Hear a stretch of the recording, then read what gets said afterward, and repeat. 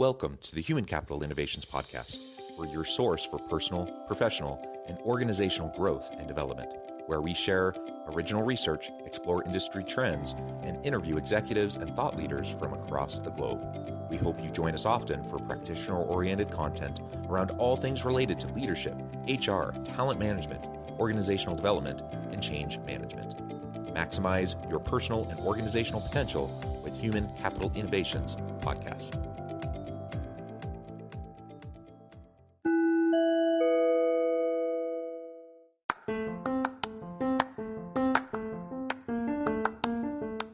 If you enjoy the Human Capital Innovations Podcast, enjoy ad-free listening by going to the Patreon page, and please consider contributing even at the producer or sponsorship level. And please leave a review. Thank you for your support.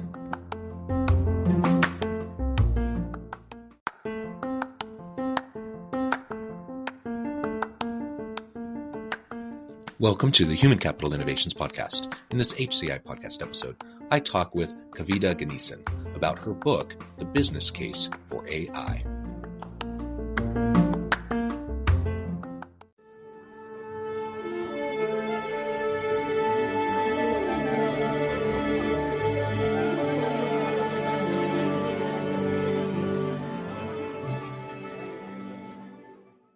Kavita Ganesan, welcome to the Human Capital Innovations Podcast.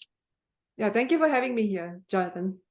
It is a pleasure to be with you today. We are neighbors. You're joining us today from Salt Lake City. I'm just south of Salt Lake City. I suppose we could have done this in person, but we are joining remotely, as I always do when I do these interviews. Most of the time, I'm interviewing people from all over the world. It just so happens we're neighbors and right next to each other today. But it's really a pleasure to be with you.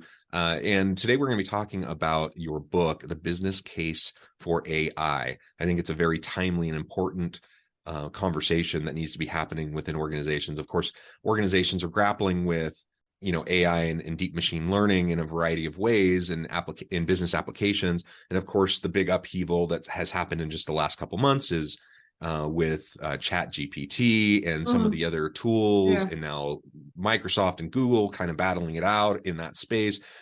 All this stuff is happening. I think that's brought it to the public awareness at a much higher level than maybe it was before. So I think it's important that we really explore this issue and understand both the challenges associated with deep machine learning and AI applications in the world of business, but also the tremendous opportunities that come with it and why it's important for us to leverage these tools. As we get started, I wanted to share Kavita's bio with everybody. Kavita Ganesan, author of The Business Case for AI, A Leader's Guide to AI Strategies, Best Practices, and Real-World Applications, is an AI advisor, strategist, and educator. She works with senior management and teams across the enterprise to help them integrate AI and get results from initiatives. With over 15 years of experience, she has scaled and delivered multiple successful AI initiatives for Fortune 500 companies as well as smaller organizations. She has also helped leaders and practitioners around the world through her blog posts, coaching sessions, and open source tools. She holds degrees from various computer science programs, specifically a master's degree from the University of Southern California and a PhD from the University of Illinois at Urbana-Champaign, with a specialization in applied AI, NLP, search technologies, and machine learning. She has been featured by numerous media outlets, including CEO World, Forbes, Katie Nuggets, Authority Magazine, and many others. And Kavita, it's again a pleasure to have you. Anything else you would like to share with me or the audience by way of your background or personal context before we dive on in? I'm also an AI practitioner, very much a hands-on person, but right now I just work more and more with leadership teams. All right. Well, why don't we start by providing some basic definitions. I mean, everyone knows the term AI. Probably the term machine learning is a little bit less familiar with some people, or this idea of deep machine learning. Maybe you can explain for the audience who may or may not be terribly familiar with these terms or really fully understand them. What is AI? What is deep machine learning? And then we can get into how these can be used within business. Yeah. So AI is essentially software automation, but it's a very special type of software automation that tries to mimic human-like decision-making. And the output is usually dynamic. It's based on the input that it receives. And AI is not one specific thing. It's actually a coming together of different subdisciplines of study. And machine learning is just one of it. So machine learning is all about trying to make predictions by learning from large amounts of historical data. So the system learns patterns and then tries to make decisions on future data points that resembles what it already knows. So that's one area of AI. Then there's also AI related to understanding human language. That's called natural language processing. And that's essentially what this ChatGPT thing is all about. It's all about NLP. And then you have AI systems that understand images and video frames. So that's called computer vision technology. And just like that, there are a lot of subfields that relate to maybe like robot sensing and movement. That's another area of study. So all of these subdisciplines come together to solve specific problems. So if you take a robot, for example, to understand human language, you need NLP. For the robot to see, you need computer vision.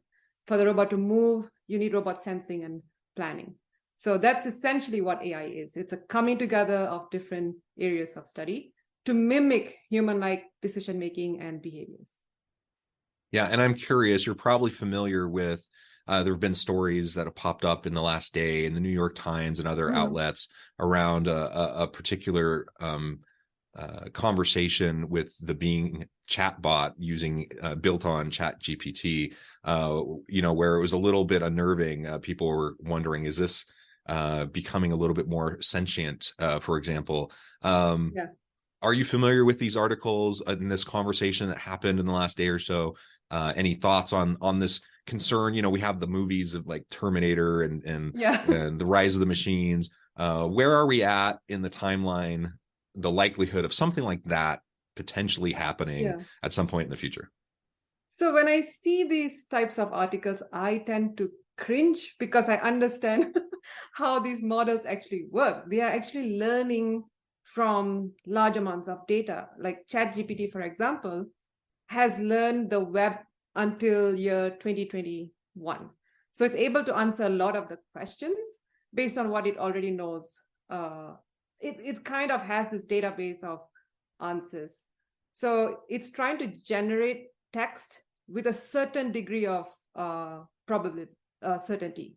So which is why it can make mistakes.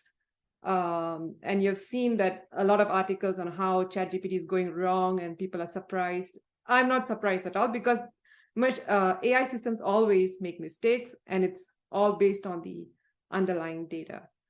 So it's not really using common sense reasoning the way humans use common sense reasoning. It's just generating text with probabilities attached to it. Yeah, and to reiterate, I'm not an expert in AI. I don't have all the degrees that you have in this space, but from what I understand, we are nowhere close to hitting the threshold where we have sentient AI.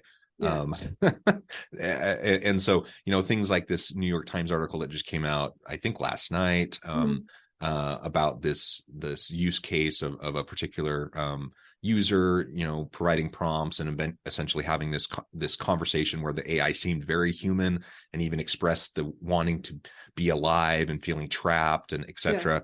It's all a function of the algorithm. It's not actually being self-aware, right? Yes. Yeah. It's not self-aware at all. It's generating based on what it knows. So maybe there's seen conversations like that. It's just repeating similar conversations. So it doesn't really know what it's saying.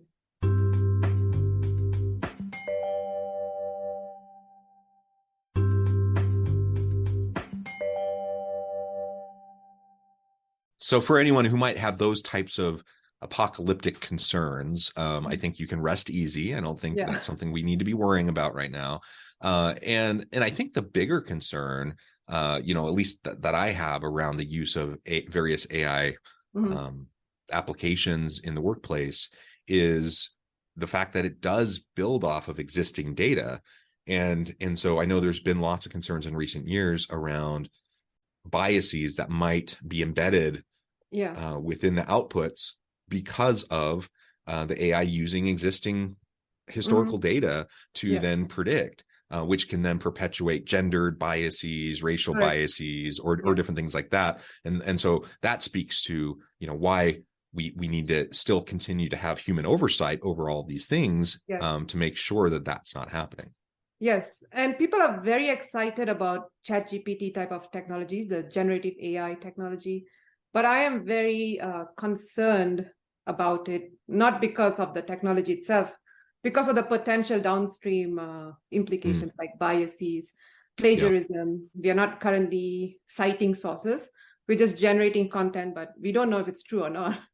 So it's very different from how Google produces answers to us versus how ChatGPT is generating the answers without any citation. And also, I think artists have expressed a lot of concern that their work is being used to generate this new art. So are they supposed to receive royalties or not?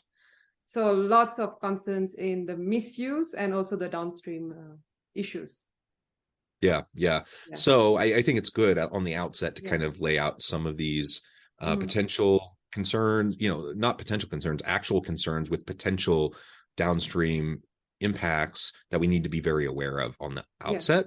So that's very important. But all of that said, the truth is there's lots of upside to the use of these technologies, and there's a huge business case for utilizing AI in meaningful, strategic, targeted ways within organizations. So let's go ahead and dive on into that. In your work, what do you see as the biggest business case for AI, and how can it be utilized to contribute to the bottom line of the company? Yeah, the biggest use case I would see is in productivity improvement. And I've seen this a lot with my clients, where just one single model gives them a huge boost in their workflow. So let's say you have a customer service workflow where they're manually searching for potential answers. So now if you can have an AI system push 3 answers to them automatically, so they just have to vet that one of the answers actually correct and answers the customer's question. So instead of taking 15 to 20 minutes looking for answers, now they're doing it within a minute. So that's a huge productivity boost. And that's where I see a lot of people, like people that have started using AI, see value in the technology. So in productivity improvement. Yeah, and in the creativity and innovation research, there's also a lot of work that points to the importance of quantity, like just quantity of ideas. And so I find that when I'm trying to come up with, something like a creative title for an article or for my next book or for a presentation or something like that, and I'll spend a half an hour sitting there and I'll Google some stuff and I'll jot down some notes and I'll brainstorm and I'll try to come up with different variations of possible titles. And that's just one little example. This could be applied to a lot of things. And I'll spend half an hour kind of wrestling with that. And eventually I'll come up with something that I am happy with. And usually, and the research and creativity and innovation would back this up, that the quantity of ideas helps to build into better end outputs, right? So if I can come up with only 2 or 3 ideas, chances are none of those 3 are going to be great. If I can come up with 10, I have a better chance of having a really great idea emerge from that. If I can come up with 20, even better. And one of the things I've found as I've just played with ChatGPT a little bit is it's fantastic at just helping streamline that process of just generating ideas. So within a matter of minutes, I can have 30 ideas. And I'm thinking of one time I did this a couple of weeks ago. I generated 30 ideas. I put in some prompts. I refined the prompt. That sort of thing. And I came up with 30 different ideas. I didn't use any of the ideas that ChatGPT gave me, but because I had 30 different variations, I was then able to scan over that. I was able to put together something that I felt was actually a really great title, and it ended up working out great. And so I think content creators are finding as just a means of generating ideas and starting the brainstorming process, it can be really valuable. and aid in terms of the efficiencies and the productivity piece, like you were just mentioning. Yeah, and I use it for the same thing to write my blog posts. Sometimes I want to say it in a certain way, but I want it to sound a bit different. So I use ChatGPT to like suggest different ways of saying things. So paraphrasing, and in the end, it's my own words, just that ChatGPT has given me those ideas. Yeah, definitely, it boosts productivity a lot. Yeah. Yeah, so there's so many different use cases for boosting productivity. Clearly, that's a huge boon for businesses. I mean, that's the best thing. If you can have your people doing more quality work in less time without getting burned out, then that's a huge positive for any business. Yeah, and go ahead. And this can be within any business function. Can be within sales, can be within HR, customer service, can be in your products and services. So it's not like just for chatbot type applications. It can be within any business function, really. Yeah, absolutely. So then that brings up a concern that people often raise around, well, if this can aid in so much, increased efficiencies and productivity, is it essentially just going to replace jobs? So now, instead of having a team of 10 copywriters, now maybe you only really need 2 or 3. And so what happens to those other people? They lose their jobs. AI is just going to take over. And then, all this automation, again, whether we're talking about like traditional forms of automation in the various stages of the Industrial Revolution, advanced robotics, now we're talking about technology, computer technologies and AI.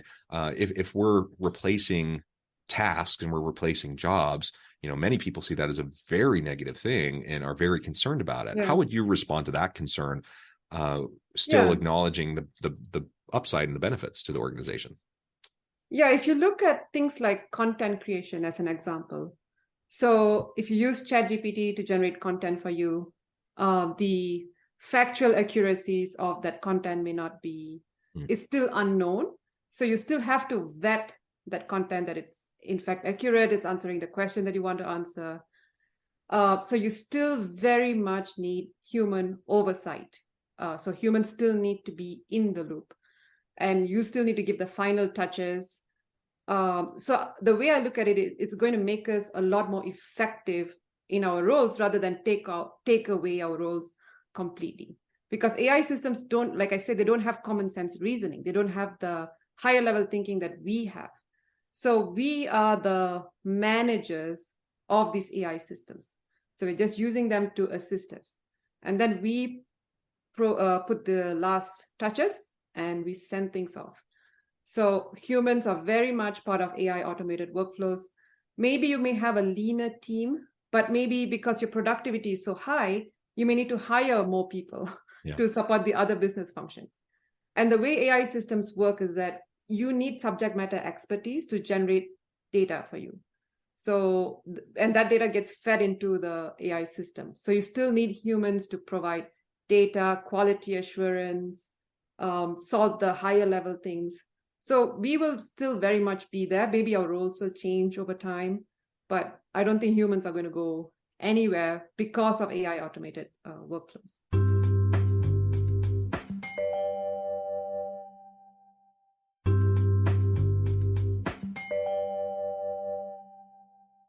Yeah, and I completely agree. And as I think about labor economics and dynamics of the labor force, we've seen this again and again and again ever since the dawn of any sort of, certainly the Industrial Revolution, but any sort of mechanized improvement on process. We've seen that certain tasks, certain types of work have been displaced and replaced by various technologies. So this is just more of the same. It's just a different type of technology that's being applied. And in each case, as you look back at history, in each case, I think in the short term, there's some pain because people who have done a certain job a certain way, they may either not want to learn the new system, they may not want to reskill or upskill to do some new tasks or some new type of job.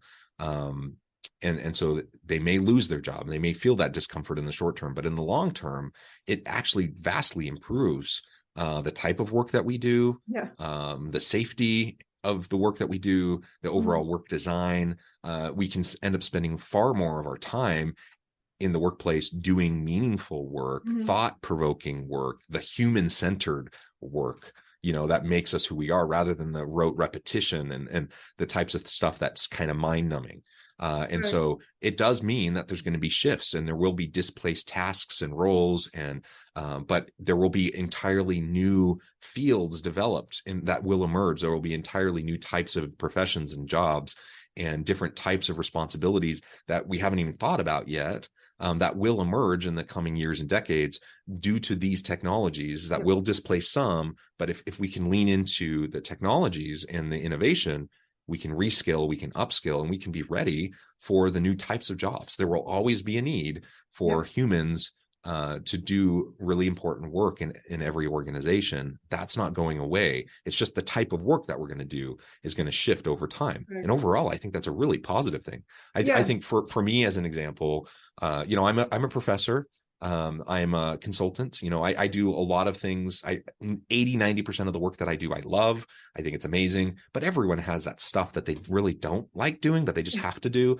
And for me, for example, as a professor, grading papers is not my favorite thing. Like, if we can get to the point where I can make sure the students get really amazing, timely feedback on their writing to help them improve, and I don't have to spend hours grading every week, that will be amazing. I will love that. That would be awesome. And the truth is, there are new emerging technologies that have, over the last decade, that have gotten better and better, that help with that, and it'll get even better. So what does that mean for me? Does that mean I don't have a job anymore? No, I still have to oversee that type of feedback that's going to my students. I still have to provide mentoring and coaching to my students, but it also then frees up time for me to do more consulting work, to do more research, to do the other types of things that are creative and innovative that really energize me. And so that's just one little example, but I think you can multiply that 1,000 times across all the different types of jobs that are out there, and how it's ultimately people will benefit from the use of these types of technologies. Yeah. And on the AI side, I see new jobs like AI quality assurance managers, AI data generators.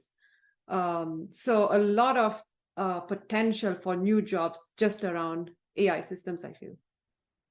So we talked a little bit about displacement and even job loss, but also the creation of new opportunities, which I think is something that's very important. We have to always consider.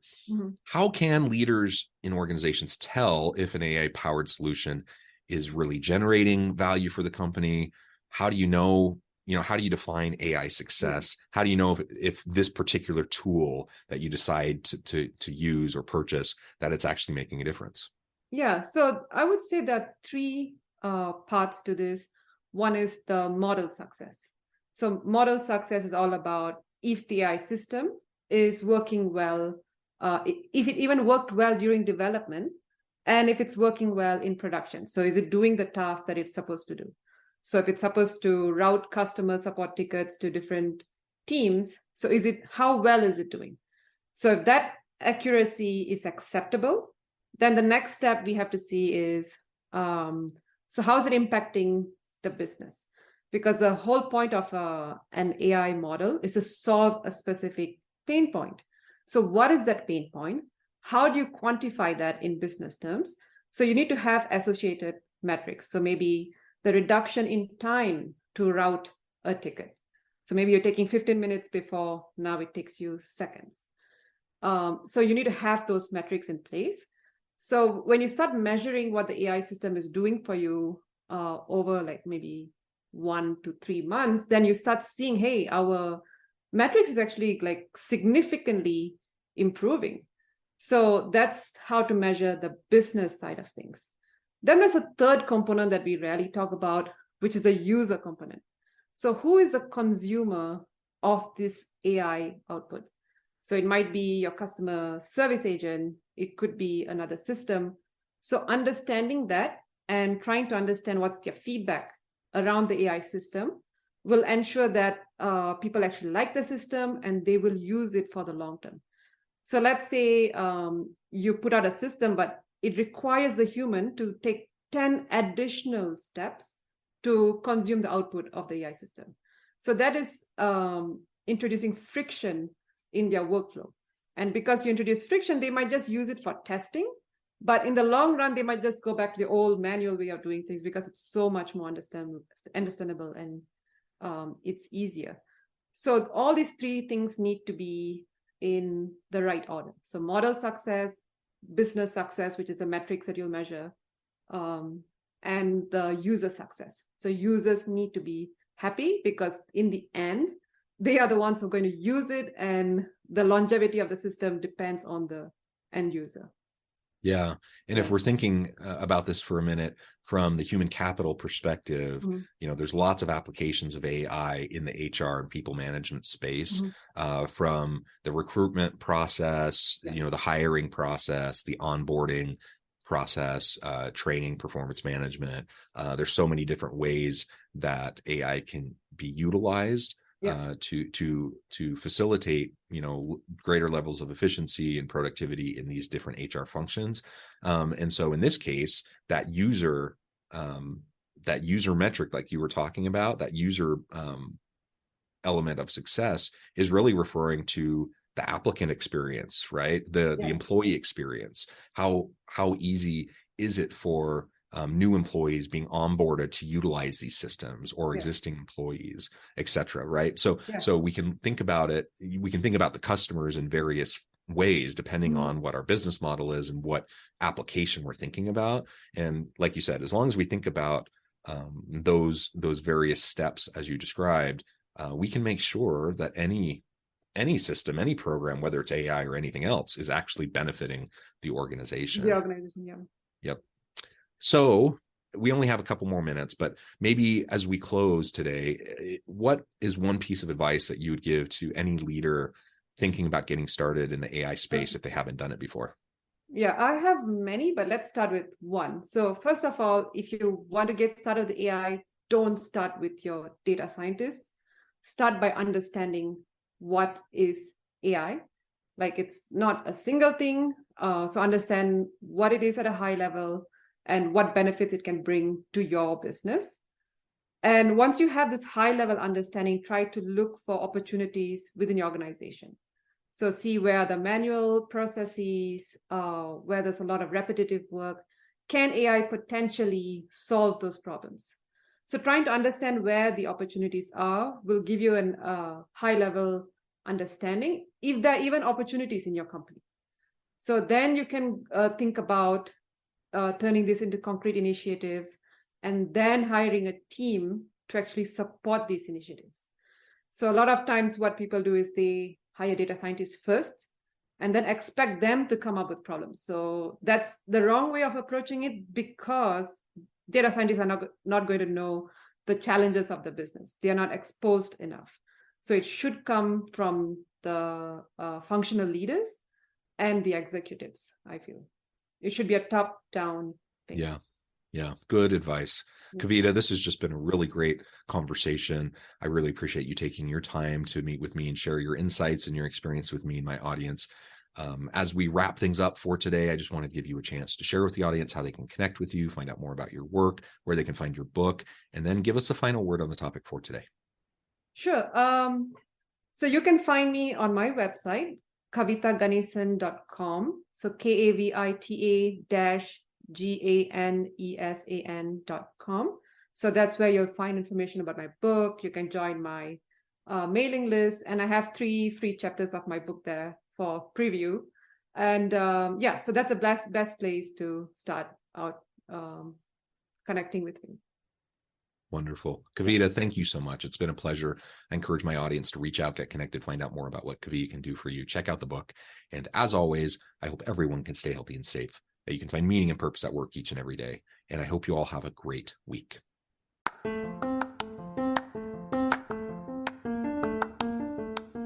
you enjoy the Human Capital Innovations podcast? Enjoy ad-free listening by going to the Patreon page. And please consider contributing even at the producer or sponsorship level. And please leave a review. Thank you for your support.